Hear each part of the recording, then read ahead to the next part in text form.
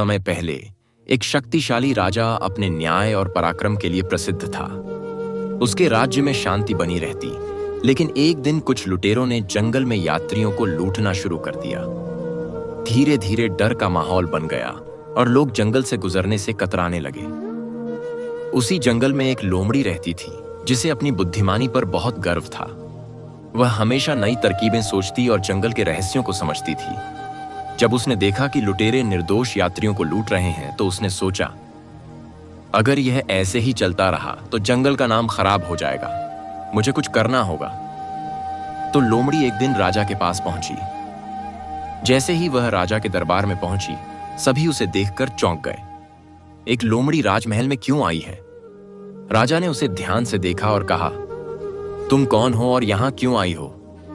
लोमड़ी ने झुककर कहा, महाराज, मैं जंगल की निवासी हूं और आपके राज्य की भलाई चाहती हूं। जंगल में कुछ दुष्ट लुटेरे निर्दोष यात्रियों को लूट रहे हैं। अगर आप चाहें तो मैं आपको उनकी गुप्त जगह तक पहुंचा सकती हूं। राजा ने उसकी बात सुनी और कुछ देर सोचने के बाद अपनी सेना को तैयार करने का आदेश दिया।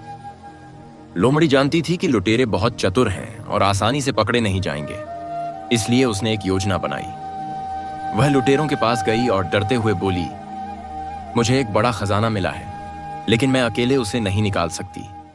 अगर तुम मेरी मदद करो तो हम इसे आपस में बांट सकते हैं। लुटेरों के लालच ने उनकी आंखें चमका दी। उन्होंने सोचा, अगर यह सच कह रही है तो हमें बिना मेहनत के ही खजाना मिल जाएगा।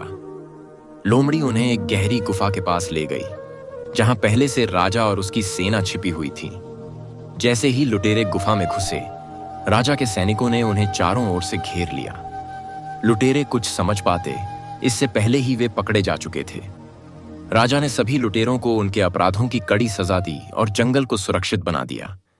उसने लोमड़ी की बुद्धिमानी और बहादुरी से प्रभावित होकर उसे राज्य की संरक्षक की उपाधि दी।